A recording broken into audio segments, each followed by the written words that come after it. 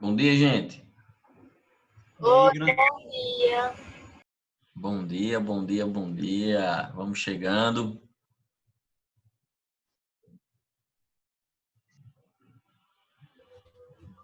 Aceitando aqui, Lívia. E aí, como é que vocês estão, gente?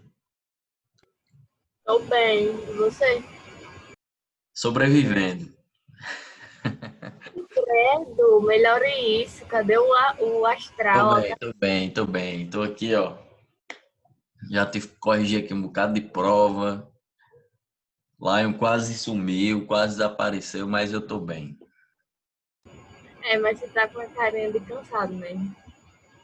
Rapaz, essa aula da saudade tem que gerar, né? Eu tô cansado, não dormi muito bem hoje não, mas Ei, Paulo, você mora em apartamento, é? moro em apartamento. Próximo ano tô me mudando aí para um em Caicó. Vou procurar um apartamento bacana. Pra gente jogar uns videogames. E aí, Jamile? Coisa maravilhosa. Rapaz, essa aula da saudade é dia 7, é? É, Dia, isso é. dia 7, se preparem que vocês serão meus, viu? É de manhã, né? Eita, molesta. Dia 17. Nossa Senhora. Cada convite. Ei, vamos lá. Gente, eu tô pensando em marcar uma aula com a Aula. Andressa. Oi. Você já sabe qual vai ser o assunto da prova? Ah, já ia dizer isso para vocês. Vamos colocar Segunda Guerra e Guerra Fria? O que é que vocês acham? Por Bons mim, assuntos, né, pra gente boa. revisar. Se vocês quiserem, eu coloco regimes totalitários também. Pega o mesmo gancho Por ali. mim, seria Segunda Guerra e Guerra Fria. Guerra Fria, pronto. Então, vamos colocar a Segunda Guerra Mundial e Guerra Fria para vocês. Certo? Vamos tirar foto aí, tirar foto, quero tirar foto com todo mundo aí. Segunda Guerra e Guerra Fria, fechado então. Já tem até a prova aqui na minha cabeça. Tô pensando em dar um 2 nesse semestre para todo mundo, porque aí fica a galera de recuperação, aí eu vou conseguir dar mais aulas para vocês. Pode ser? Fechado? Mas eu tô pensando em dar uma sequência aí de aulas com a Andressa para vocês. Primeiro vai ser uma para a gente fechar o livro, aí seria fora do nosso horário, que a gente ia falar sobre os processos de independência afroasiáticos, se vocês quiserem. Senão a gente dá uma corrida aqui e tenta terminar semana que vem.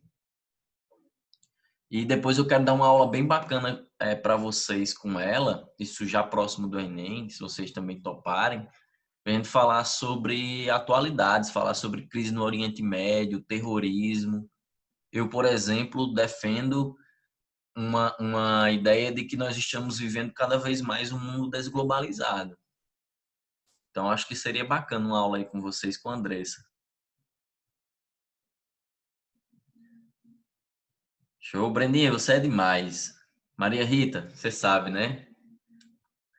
O Eu, céu... eu apoio aí a ideia da aula sobre crise no Oriente Médio. Pô, já tem um slide aqui montado bem bacana para vocês sobre... Quando eu fiz essa aula, caramba, não tem no livro deles. Como é que Para no botar para frente. livro não tem alguma coisa relacionada à crise do Oriente Médio, cara? Não tem. Eu disse, não, eu tenho que dar essa aula. Eu fiz essa aula pensando em vocês. Esses livros de CDS são os mesmos desde que minha mãe estudava lá. Vixe Maria. Eu estudei aqui na escola, na única, que era o objetivo.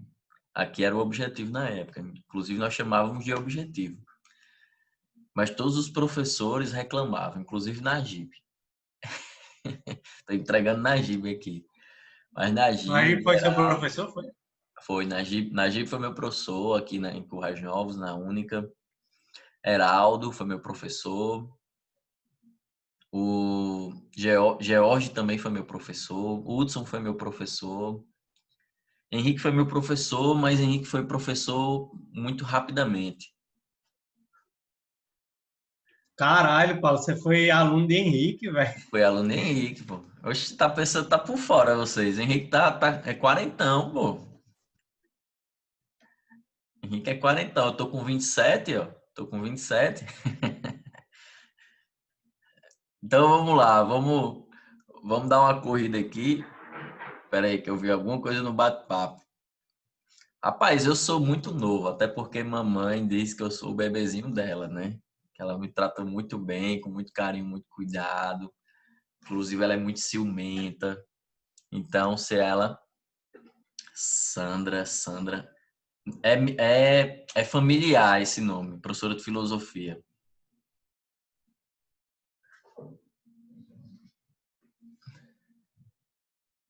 Vamos lá, vamos começar aqui.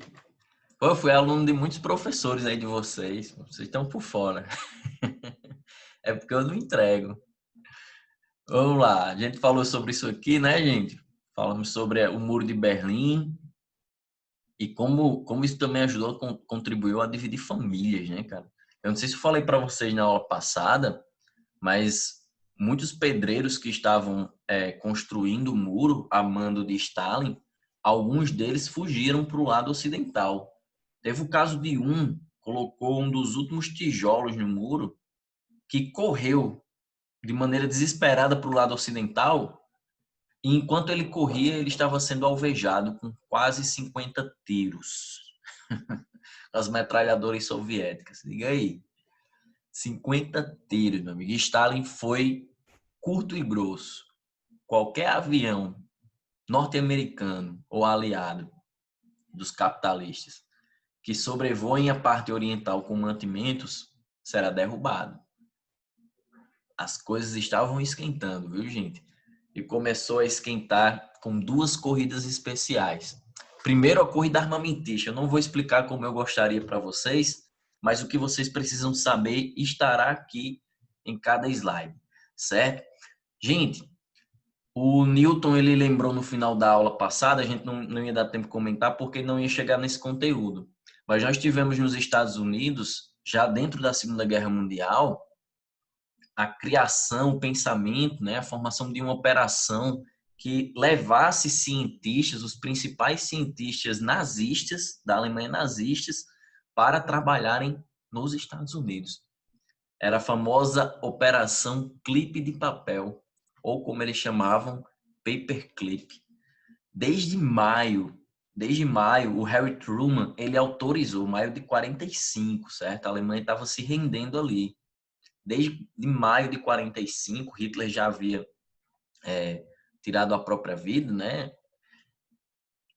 Cientistas nazistas foram levados para os Estados Unidos para que eles pudessem ajudar a ciência norte-americana a crescer do ponto de vista bélico, como também do ponto de vista da ciência em geral. Pode dizer, Newton. É só para lembrar que o contrário também aconteceu. A União Soviética também recrutou vários cientistas nazistas para desenvolver a ciência deles. O dobro. Foram 2.000. Cerca de 2.000. E eles levaram muito mais bombas, muito mais tecnologia, porque era mais fácil o transporte, já que o transporte era terrestre, né? A União Soviética estava ali na Europa. Fala-se que o governo norte-americano levou cerca de 1.000 a 1.200 nazistas, de 45 a 1990, para trabalharem na ciência, no desenvolvimento científico norte-americano. E a ideia, nós tínhamos ali 5 pontos principais, né? Desenvolvimento de mísseis balísticos, desenvolvimento de bombas atômicas, a gente vai falar aqui da bomba de fusão nuclear, inteligência e investimento científico, medicina e criação de armamentos biológicos, armas biológicas, né? Harry Truman até falou, não tragam nazistas convictos, mas como é que eu vou saber se todos os cientistas nazistas eram filiados ao partido de Hitler? Então, muitos nazistas foram para os Estados Unidos, ajudaram a desenvolver muitos armamentos. Inclusive, cara, eu tento sempre lembrar o nome dele, Fahrenheit. Eu acho que Eric von Hall? Eric von Braun? Não é o Von Braun, não. É eu não sei se foi ele que desenvolveu o V2. Você lembra, Newton? Se foi ele? Quem desenvolveu o V2 foi o Eric von Braun. Foi? Pronto, então foi ele mesmo. Ele vai para os Estados Unidos, ajuda no desenvolvimento de mísseis balísticos e o melhor ainda está por vir, viu? Ó, em 49, os soviéticos conseguem a primeira bomba atômica deles, cara. Os caras conseguem destruir a primeira bomba atômica. E quando os caras batem lá no Salão Oval, lá na porta, lá no quarto do Harry Truman e falam isso, pô, ele já dá início ao segundo passo. E com muita ajuda de nazistas, os Estados Unidos detonam a primeira bomba de fusão nuclear em 52, cara. 52.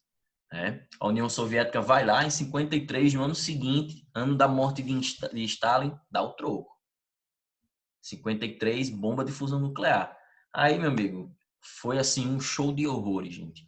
França conseguiu detonar sua bomba atômica, outras nações conseguiram detonar suas bombas atômicas. A França, inclusive, cara, ela detonou sua bomba próximo a um recife de coral que só existiam aquela fauna e aquela flora, né, só existiam ali no mundo inteiro. Só existiam ali. Não bastava apenas desenvolver a bomba, né, Newton? Tinha que mostrar para o inimigo o que você estava construindo. E aí, em 61, meu amigo, os soviéticos passaram dos limites. O governo russo liberou agora novas gravações. Os caras explodiram em 61 a maior bomba atômica de todos os tempos. Foi apelidada de Tsar Bomb, ou Czar Bomb, certo? Ou bomba Czar. Olha essa representação gráfica aí do cogumelo que se formou, né? A bomba explodiu ali a milhares de quilômetros do solo, gente. Era pouquinho potente a bicha, né? Olha aí, ó. Olha esse gráfico aqui. Gente, vermelho aqui é as bombas de Hiroshima e Nagasaki. 15 quilotons e 21 quilotons. Certo? Seu professor de física deve falar melhor. A França, 1 megaton. Né? Depois os Estados Unidos, 15 megatons. Olha o tamanho da Tsar Bomb, gente. Da Tsar Bomb. Meu Deus do céu. Imagina uma guerra nuclear entre essas duas nações. Acabou o mundo, né? Acabou o mundo. 50 megatons. Eu não sei nem quantos milhões de toneladas de explosivos tem 50 megatons. Né? Se alguém puder me falar aí, pô, sem condições. 1 milhão de toneladas. 1 milhão de toneladas de explosivos. Vocês imaginem aí, gente.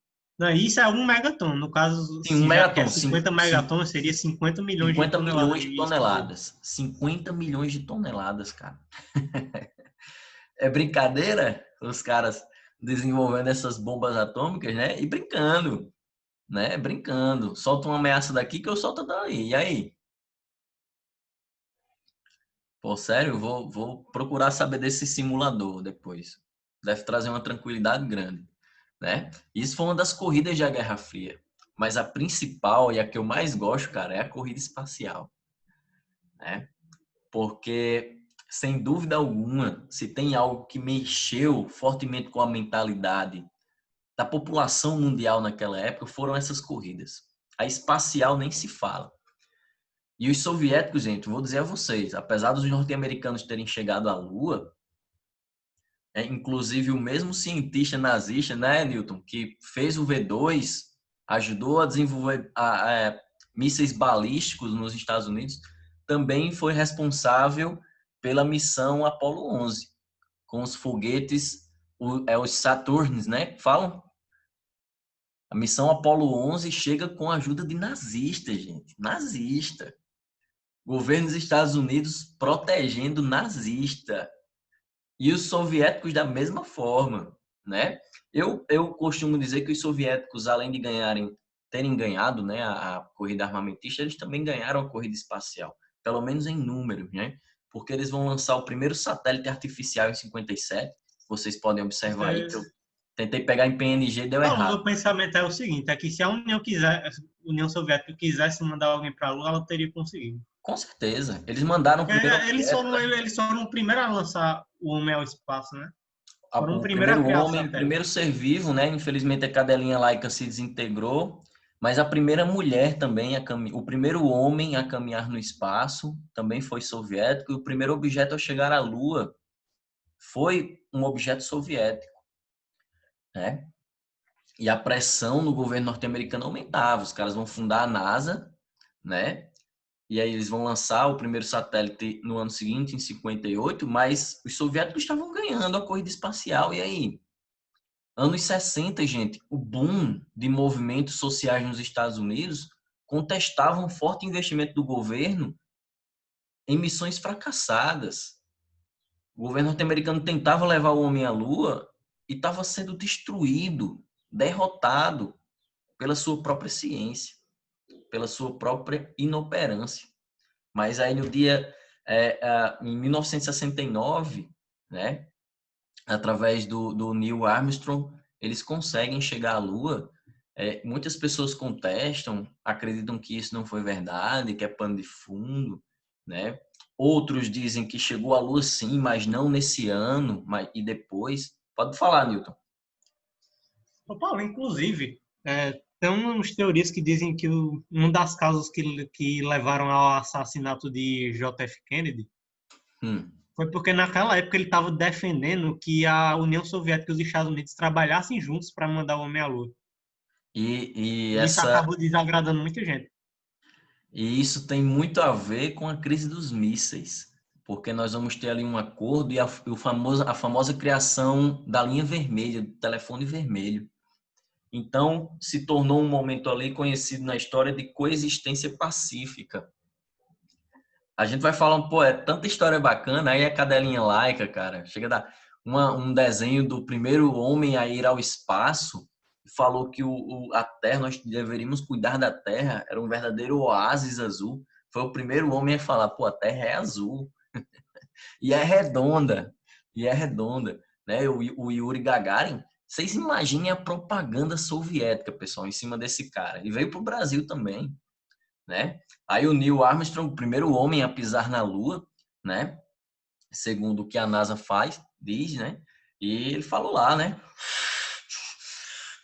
Um grande salto para o homem, um pequeno passo para o homem, um grande salto para... Eu ensaiei tanto que errei, velho. Eu ensaiei... Ai, que ódio, eu tenho um toque, né? Então vou repetir. Um pequeno passo para o homem, um grande salto para a humanidade, né? E aí essa foto aqui é fantástica, né? São a primeira. Agora o cara que tirou a foto poderia ter tirado uma selfie, né? Porque tá todo mundo aí da humanidade e tá nessa foto. Tá os dois aqui na nave que pousou na Lua e aqui os bilhões de terráqueos, né? Fazendo a pose. Eu imagino Letícia nessa época, né? Ei, faça uma pose aí, galera do mundo, que vai tirar uma selfie lá da Lua. Letícia ia tirar desse, com certeza, né? E aí o cara que tirou a foto poderia ter aparecido também, acaba idiota. Ó, olha que bacana. Desenhei uma piada ótima que eu inventei hoje. Olha, em caso de guerra, quebre o vidro. Não entendi. O que a colher tem a ver? É para recolher o que sobrar do mundo e da humanidade. Não é engraçado? Não sei onde foi parar o senso de humor das pessoas. Mafalda, sempre fantástica, né? De Quino, que nos deixou esse ano aí. Isso é uma questão do Enem, viu, gente? Olha que questão boa e questão simples quando cai Guerra Fria.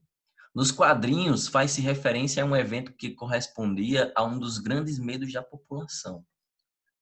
população mundial no período da Guerra Fria. Durante esse período, a possibilidade de ocorrência desse evento era grande em função da acirramento da rivalidade norte e sul, intensificação da corrida armamentista, letra C, ocorrência de crises econômicas globais, D, emergência de novas potências mundiais, E, aprofundamento de desigualdades sociais. E aí, gente? Muito fácil de matar, né? Essa questão. Pô. Letra B, né? Isso aí, cara. Letra B. Muito tranquilas. É por isso que eu sinto, é por isso, Paulo, que eu sinto falta das questões de Guerra Fria no Enem. Pô, são questões muito, assim, gerais, não são questões específicas. Já deu para entender aquela outra que a gente fez no início, né? Muito burrice da humanidade ficar gastando tempo. Pô, exatamente, cara, infelizmente. Mas o mundo vive em constante guerra. Eu defendo essa ideia também. Essa romantização de que nós vivemos em paz, isso tudo é balela, certo? Eu vou pular aqui porque tem muita coisa bacana para mostrar para vocês. Olha, já assistiram esse filme aí, Rock 4? Olha a produção dos norte-americanos, cara. Né? O vilão aqui, o inimigo do Rock, e afinal nada mais norte-americano do que Rock, né? Nome proposital, vai lutar na União Soviética. Olha quem tá assistindo aqui, ó. Quem é esse cara aqui, pessoal? Vladimir Lenin. Lenin, né? O líder da União Soviética, o líder da Revolução Bolchevique de 17, primeiro presidente da União das Repúblicas Socialistas Soviéticas, e o Rock vai enfrentar Ivan Drago. Ivan Drago, olha o nome do cara. Primeiro que é uma alusão a Ivan o Terrível, um dos piores czares da história do Império Russo, que matou seu próprio filho e sua própria mulher. Teve 8 mulheres, inclusive ele matou mais de uma, certo? E Draco faz referência ao Conde Drácula, ao Conde Drácula, a Transilvânia, que tinha fama na época de empalar pessoas, né? Então Ivan Draco, olha o nome do cara. E o Rock vai lutar na União Soviética, para o Lenin ver a derrota não só de Ivan Draco, mas da ideia do Lenin, que é o socialismo, né? Muitas produções, o Quarteto Fantástico, quem gosta aí, surge, né? E tem cuidado, pode ver uma questão também trazendo o Quarteto Fantástico, surge no momento da corrida espacial. Os primeiros O quadrinhos. Quarteto Fantástico fazia uma propaganda da porra, viu? A favor do Isso, sem dúvida alguma. E os primeiros quadrinhos do Quarteto Fantástico foram incentivando a população a apoiar a corrida espacial. Eles não diziam claramente União Soviética, mas eles diziam um termo que depois o Ronald Reagan vai chamar de Império do Mal. Vocês querem que o Império do Mal, o Império Vermelho, ganhe? E através dos quadrinhos, mais uma vez, foi assim que Capitão América lá na Segunda Guerra, mais uma vez, através dos quadrinhos, o governo norte-americano tenta ali angariar o apoio da população, né? Incrível Hulk, que era para ser cinza originalmente, mostra os perigos de se mexer com radiação, né? No caso é radiação gama. Pô, agora os X-Men talvez sejam a maior personificação da Guerra Fria em todos os aspectos. Em todos os aspectos. É uma representação da luta pelos direitos civis nos Estados Unidos, né? Sim, né? Se você pega o Martin Luther King e o Malcolm X, os maiores expoentes na luta contra o racismo nos anos 60, os dois inclusive foram assassinados. Olhe o que os dois defendem e veja o que defende o Magneto, veja o que defende o professor Charles Xavier.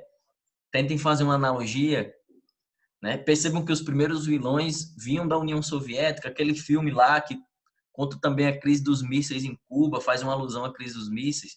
Eu não sei se é X-Men Origins, não vou lembrar, eu não sou tão fã assim, mas gosto de pesquisar as curiosidades históricas envolvendo quadrinhos, né?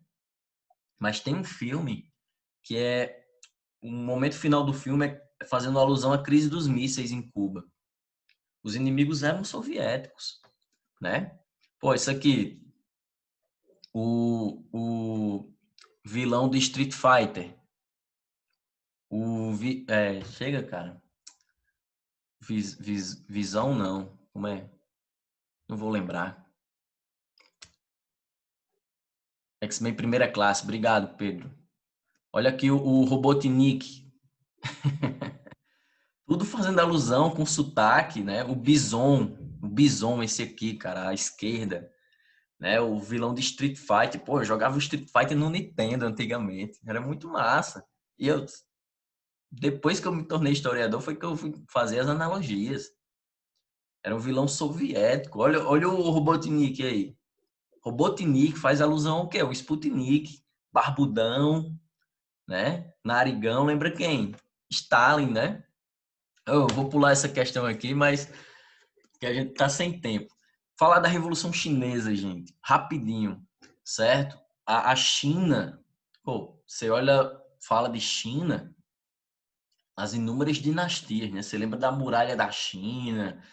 Os chineses, inclusive, desenvolveram um sofisticado sistema de cartografia, mapas, inclusive, né? Foi palco do gigantesco, do maior império em extensão territorial contínuo, que foi o Império Mongol.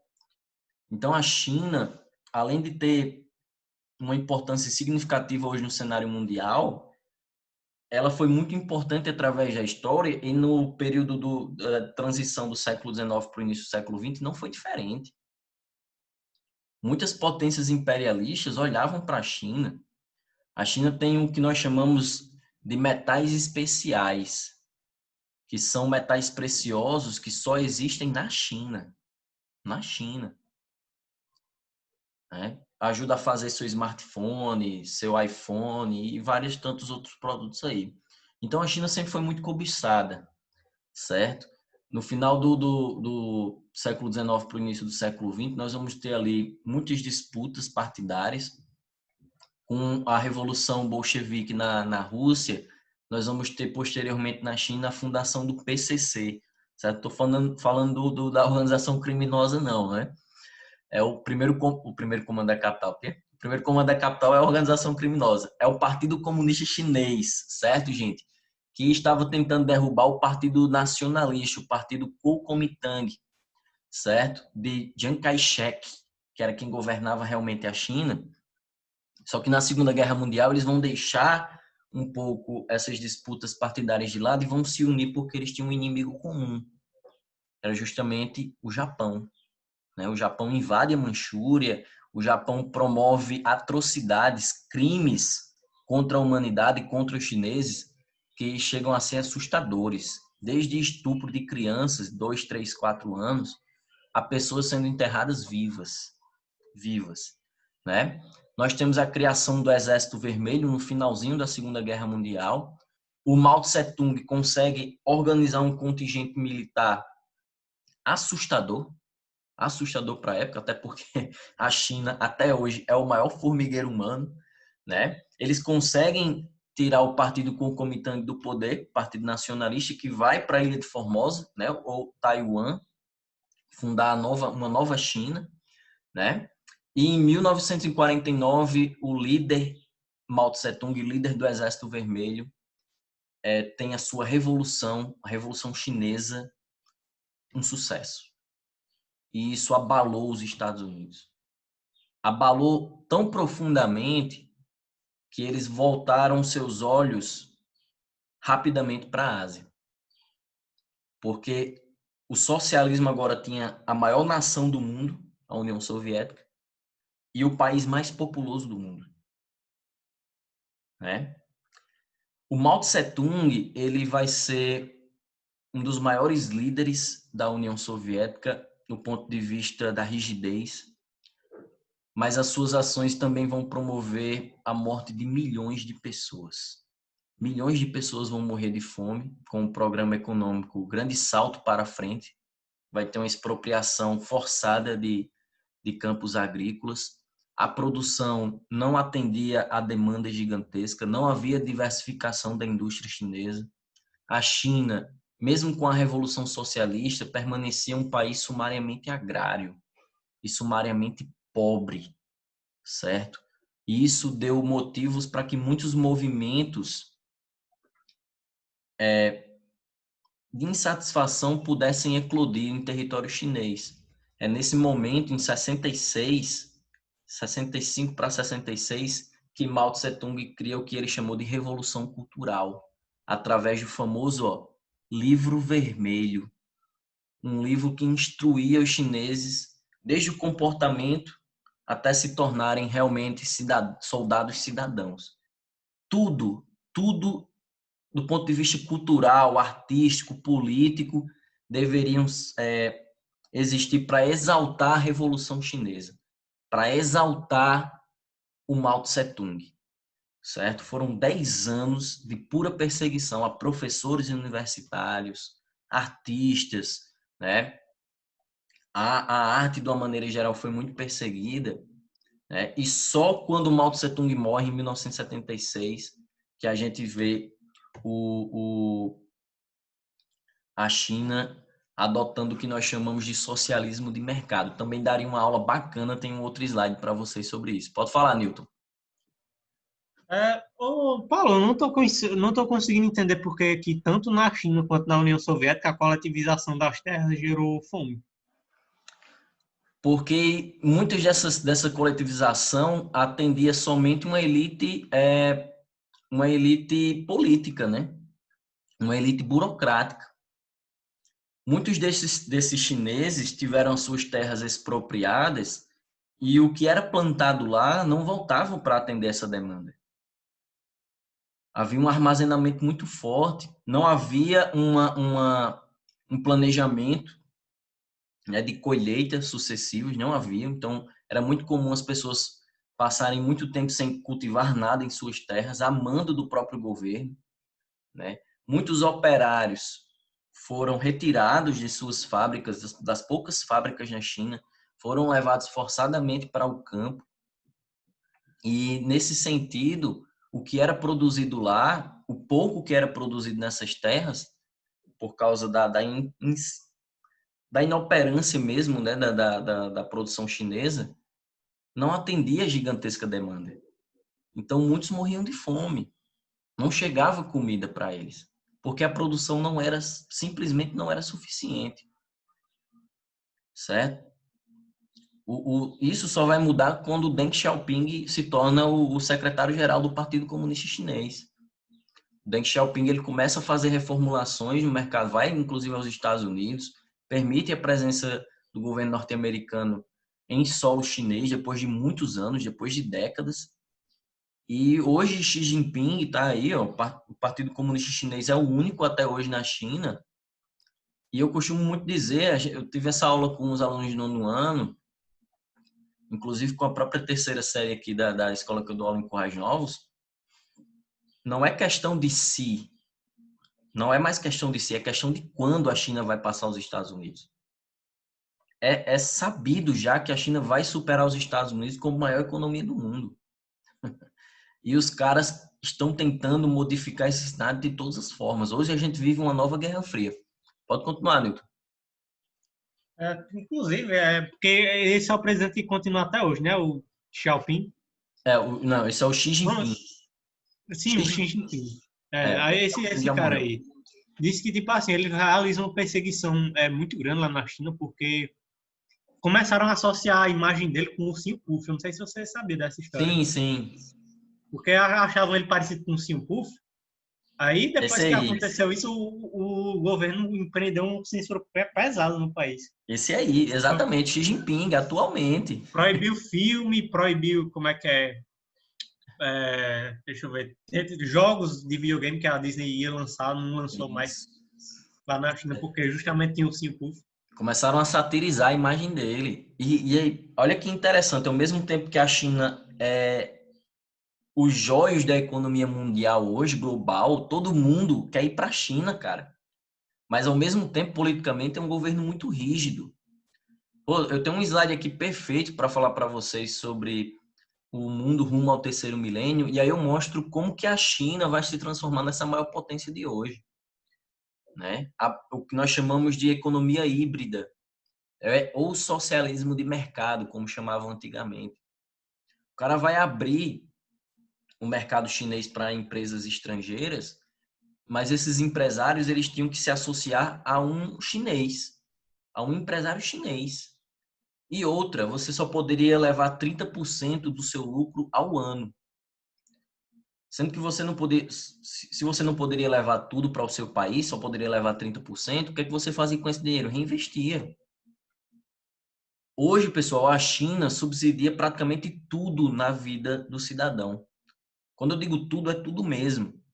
A China subsidia comida gratuita em supermercados, você tem uma quantia para gastar no supermercado por mês. Remédios em farmácia, você também tem uma quantia por mês.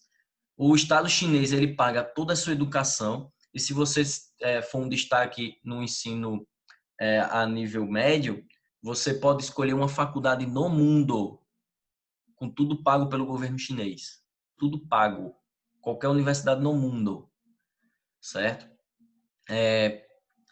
Roupas também. Roupas. Coisas que transformadas em real, que é a nossa moeda, chegam a 1.500, 2.000 reais por mês em roupa. Você pode gastar. Nos anos 80, os caras criaram a lei do segundo filho. Não é que o pessoal vende muito a ideia de que eles proibiam o segundo filho. Não é que eles proibiam. O primeiro, vocês têm um filho, tranquilo, o Estado vai subsidiar tudo que o seu filho precisar. Agora, se você tiver o segundo, os custos serão seus. Como